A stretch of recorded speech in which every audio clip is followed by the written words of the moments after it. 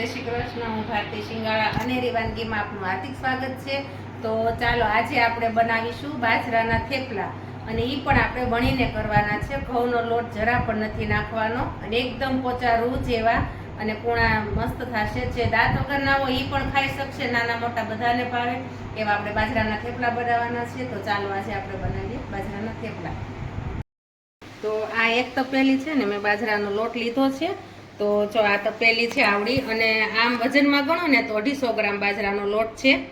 અને આ 10 કળી મેં લસણની લીધી હતી, એને મેં ખાયણીમાં અચકચરી કરી નાખી છે, કારણ કે મિક્સરમાં નથી કરી। મિક્સરમાં હાવ ગ્રેવી થઈ જાય ને એટલે અચકચરા હોય ને તો થેપલા સારા લાગે। અને 2 પાવડા મેં તેલ લીધું છે મોણ નાખવા।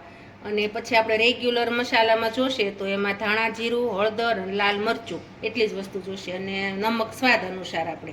અને લોટ બાંધવા માટે પાણી લીધું છે, અને આ મેં લોટ બાંધવા માટે કાથરોટ લીધી છે। તો આમાં છે ને પહેલાં આપણે આ લસણને એડ કરી દઈશું।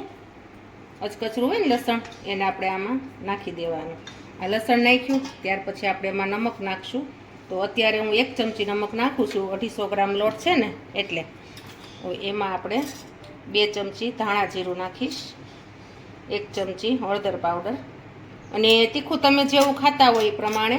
તો અત્યારે હું 2 ચમચી નાની છે ને મીડિયમ સાઇઝની એવું લાલ મરચું નાખીશ। જો તમે તીખું વધુ ખાતા હોય તો તમે થોડુંક ઝાઝું નાખજો। અને આ 2 પાવડા મેં તેલ લીધું હતું ને મોણનું, એ 2 પાવડા તેલ આપણે આમાં એડ કરી દઈશું। તો આ બધું મિક્સ કરવાનું છે। પછી આમાં થોડુંક પાણી નાખી અને આને આપણે આ રીતે બધું મિક્સ કરી દેવાનું છે। કોરું આમાં કંઈ નથી નાખવાનું લોટમાં, એટલા માટે। જો આ રીતે બધું મિક્સ થઈ ગયું, આ રીતે આપણે બાજરાના થેપલા બનાવવા હોય ને તો તમારે આ રીતે કરવાનું છે। જો આપણું મસ્ત થઈ ગયું છે બધું એનું તૈયાર બેટર। હવે આપણે આ લોટ છે એને આપણે આમાં એડ કરવાનો છે, પણ લોટને ચાળવાનો છે, એટલે આપણે આક લીધો છે। તો હવે એમાં આપણે થોડો થોડો લોટ નાખી ચાળી લઈશું, કારણ કે લોટ ચાળીને કરો ને તો અંદર ગોળી હોય ને તો એ ભાંગી જાય છે, નકર લોટ બાંધવા અંદર ગોળી રહેશે।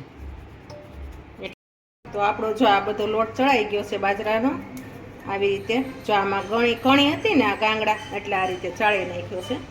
હવે આ લોટને બધાને આપણે આ રીતે મિક્સ કરી નાખવાનો છે, એટલે બધા લોટમાં છે ને મસાલો ભળી જાય વ્યવસ્થિત રીતે, અને બહુ મસ્ત લાગે। અત્યારે ચોમાસાની સિઝન છે ને, તો બાજરાના લસણવાળા થેપલા બનાવો ને તો બહુ મજા આવે ખાવાની, અને પાચન પણ થઈ જાય, અને બાજરો આમ હળવો પણ પેટમાં પચાવવા માટે। ઘઉં કરતાં બાજરો હાર। જો આ રીતે મિક્સ થઈ જશે બધું। પહેલાં બધો મસાલો ને આ મોણને જ મિક્સ કરવાનું છે, પછી પાણી નાખતું જવાનું છે ધીમે ધીમે, અને લોટ બાંધતું જવાનું છે। જો આ રીતે બધો થઈ ગયો મિક્સ, અને મોણે તે તમારે મુઠ્ઠી વળે ને એવું જ નાખવાનું છે, એટલા માટે। જો આપણું થઈ ગયું છે, આપણે પાણી નાખતા જઈશું અને લોટ બાંધતા જઈશું। અને આ લોટ છે ને એ આપણે રોટલી જેવો રાખવાનો છે, બહુ ઢીલોય નહીં બહુ કડકય નહીં, મીડિયમ રાખવાનો છે, એટલે તમને વણવામાં ફાવે ટૂંકમાં। આ રીતે પાણી એડ કરતા જઈશું અને બાંધતા જઈશું। અને આને આપણે ટીપવાના નથી, જે ટીપીને કરે ને રોટલાની જેમ થેપલા એ બહુ જાડા થાય, એટલે એવી રીતે ને આપણે આને વણીને કરવાના છે, એટલે રોટલી જેવા જ થશે।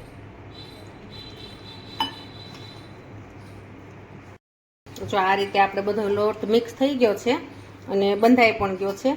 જો આપણે રોટલીનો આ રીતે પીંડો બાંધીએ ને એ રીતે જ આપણે પીંડો બાંધ્યો છે। જો આ રીતે બધો આને આપણે ભેગો કરી લેવાનો છે એક સરખો, અને આવો રાખવાનો છે। જો બહુ કડક નહીં ને બહુ પોચો નહીં, એવો રાખવાનો છે, એટલે વણવામાં તમારે ફાવે।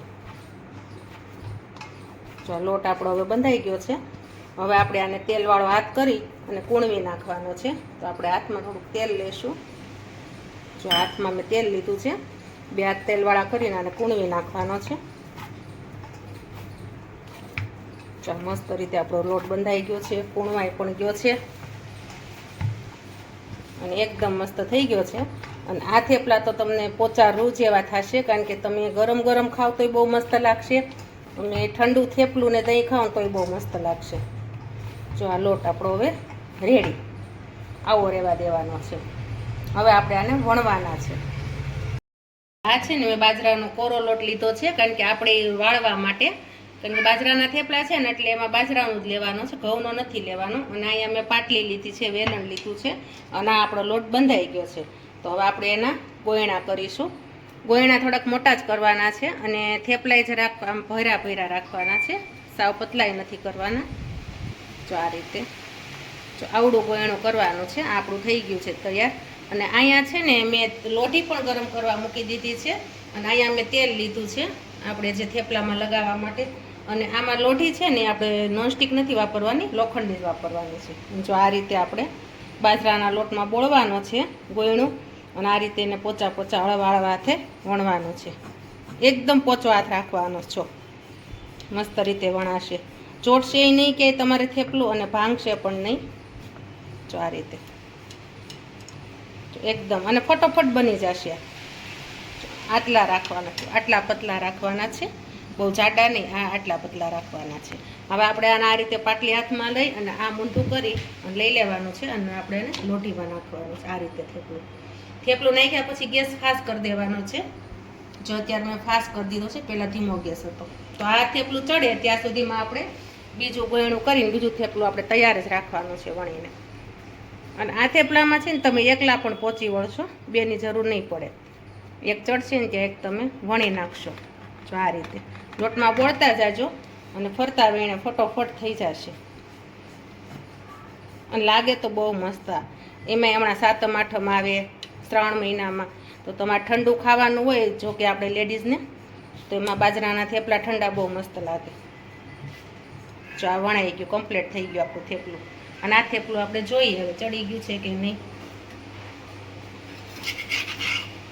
જો આપણે ચડી ગયું છે. હવે આને તેલ લગાવવાનું છે આ રીતે.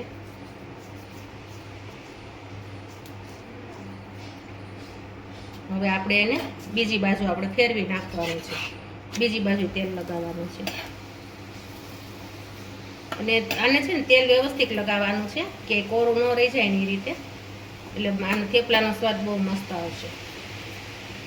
અને ઘઉંનો લોટ તો તમારે બિલકુલ નથી લેવાનો, અને ક્યાંય પણ એને ઘઉંનો લોટ અડાડવાનો નથી, બાજરાનો જ લેવાનો છે. આ રીતે ધીમે ધીમે હાથ ઉપર મસ્ત લાગે. આ થેપલા છે ને નાના મોટા બધાને ભાવે. અને 2 દિવસ આને કંઈ થતું એ નથી, આ હારાઈ રહી છે ખાવા માટે. તો કેટલા મસ્ત આપણા થેપલા લાગે છે. ધીમે ધીમે આપણે એને બીજી બાજુ ફેરવી નાખશું. થોડીક ડિઝાઇન પડે ને બ્રાઉન કલરની થાય ને એટલે પછી લઈ લેવાના છે. બહુ એને નથી આમ કાળાઈ થવા દેવાના, નતર પછી દાજી જશે, એટલા માટે.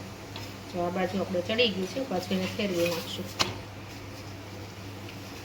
આ થેપલા તમે બહારગામ ગયા હોય અને તમે લઈ જાઓ હોય ને તો 2 દિવસ 3 દિવસ સુધી થેપલાને કાંઈ થતું નથી, એવા ને એવા રહે છે, ખરાબ પણ નહીં થાય.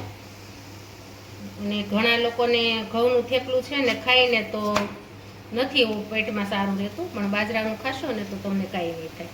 જો આપણું બાજરાનું થેપલું ચડી ગયું છે. એને આપણે આ કાણાવાળી ડીશમાં લેવાનું છે, એટલે નીચે વરાળ નીકળી જાય, નતર છે ને પોચું પડી જશે. એટલે એને હું કાણાવાળી ડીશ ઉપર લઉં છું આ રીતે. હવે આપણે બીજું થેપલું ચડવા આ રીતે મૂકી દઈશું. આ રીતે આપણે બધા થેપલા બનાવવાના છે. તો જો આપણા બાજરાના થેપલા બની ગયા છે, એકદમ પોચા રૂ જેવા અને ટેસ્ટમાં પણ બેસ્ટ બની ગયા છે. અને આ બાજરાના થેપલાની આરે છે ને દહીં તમે લેશો તો બહુ મસ્ત લાગશે. તો ઠંડા થેપલા અને દહીં જરૂરથી લેજો તમે, અને ગરમ થેપલા આરે ચા લેજો. જો આ મારી રેસીપી તમને સારી લાગી હોય તો લાઈક કરો, શેર કરો, સબસ્ક્રાઈબ કરજો.